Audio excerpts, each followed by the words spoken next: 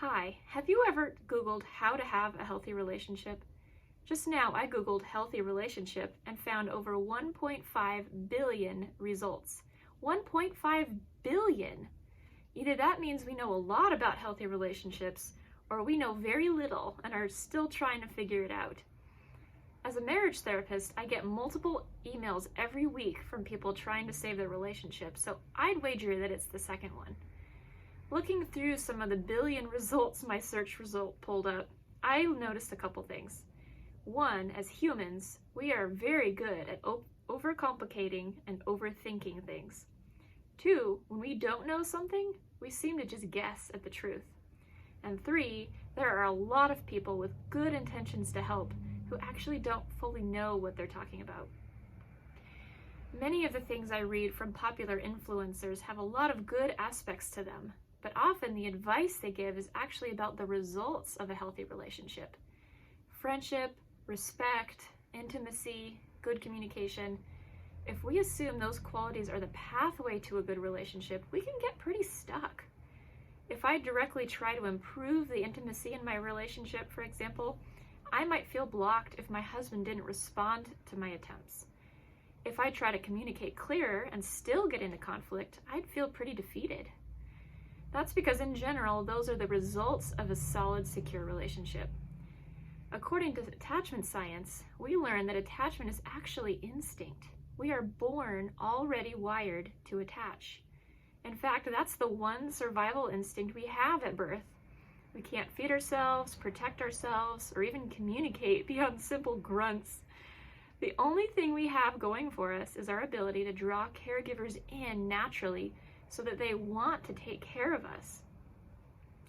Now, some of you may not have had that experience in early childhood, but that's a subject for another post. For now, just know that if your needs weren't met, it wasn't because of you.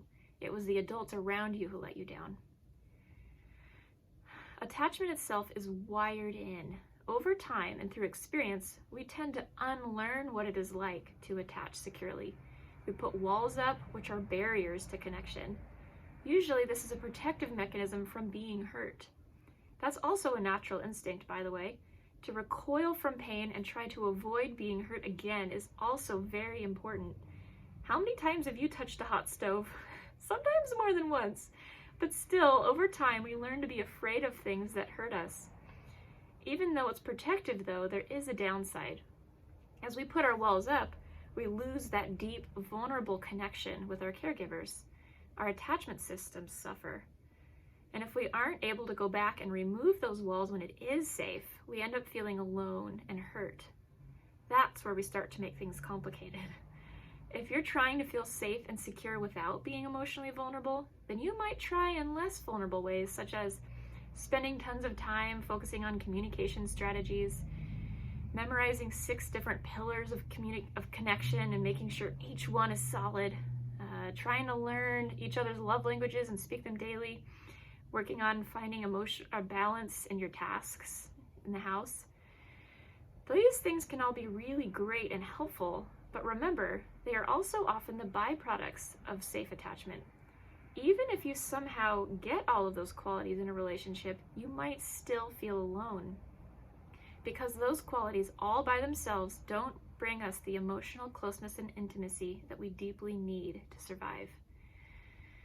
So that being said, instead of guessing at what makes a good relationship and overcomplicating things in our confusion, let's take things back to the basics.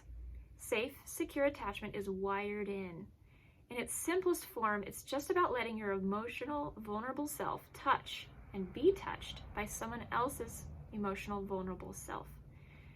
If the idea of vulnerability makes your skin crawl, hang with me and don't give up on it just yet. Sometimes when we've had experiences that teach us vulnerability is scary or unsafe, we just need to sit with it for a bit and maybe just dip a toe in for now. In the next few posts, using actual attachment research, I'm going to talk about what does make a good, solid, secure relationship. It's not complicated, but I'll break it down because we get a whole lot of other messages from society that tend to overcomplicate things. So make sure you stay tuned over the next couple of weeks. Subscribe or follow my social media to get updates when these posts go live.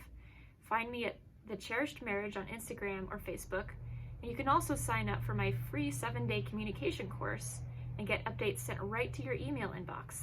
Find the link at thecherishedmarriage.com.